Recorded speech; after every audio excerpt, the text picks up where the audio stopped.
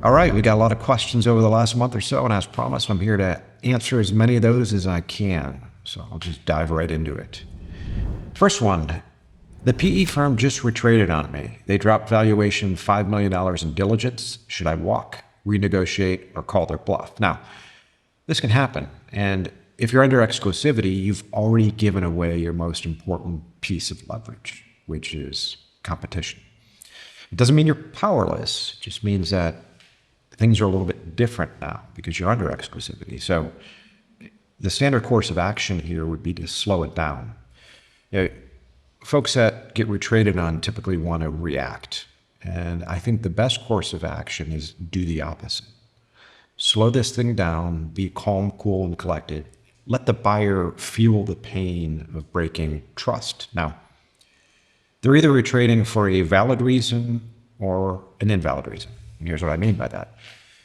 You mentioned they drop valuation in diligence. So if they drop valuation in diligence, it's possible they found something that would require them to retrade. Maybe you misstated your numbers up front. Maybe they identified some risk in DD that wasn't apparent to them when they signed the LOI. But if there's a valid reason, then you're going to potentially have to adjust if you want to do a deal with them.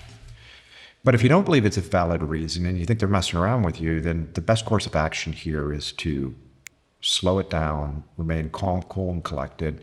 And if all else fails, you can take the business back out to market. Now, that's how I would typically answer that question generically. In this particular case, though, I didn't answer this exact question in this manner. I actually said, call me. This was a question I received on LinkedIn. And I said, called me, and I had a chat with the seller. And as it turns out, the retrade was likely for an invalid reason. It was a price grab on behalf of the private equity firm.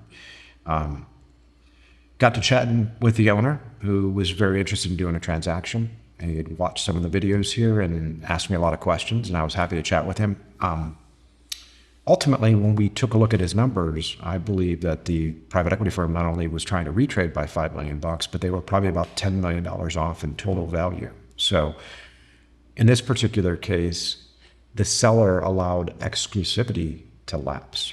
I suggested that he remain calm, cool, and collected. Don't react. Don't do anything. Just let the shot clock run out, which is what he did. He's now out of exclusivity and has the ability to go back out into the market. The private equity firm has already spent a lot of money. I haven't had a conversation with the private equity firm yet, but what I likely see happening is now that he's got an advisor who's going to run a formal process, he didn't do that. He received an email from a buy-side broker saying that we have a firm that's interested in buying businesses in your industry, in your geography. The buy-side broker set him up with the private equity firm. He spent a few months talking to the private equity firm. They put an offer on the table. Next thing you know, he finds he's in diligence, super excited to get a deal done. Then they somewhat jerk him around. He didn't get full price discovery. He didn't run a competitive process. He actually is leaving money on the table, and he now realizes it. So hopefully, at some point later this year, I'll be able to tell you a success story of a private equity firm attempting to retrade by $5 million, ultimately getting knocked out of a process and have a seller turn around and end up getting an additional $10 million for his business, as he should have from the beginning. Thank you for joining me today. I appreciate the comments on YouTube. I appreciate the messages that I get on LinkedIn. If you're new to the channel, please like and subscribe, and feel free to leave a question below. I'm Paul Giannamore, and I'll see you on the next one.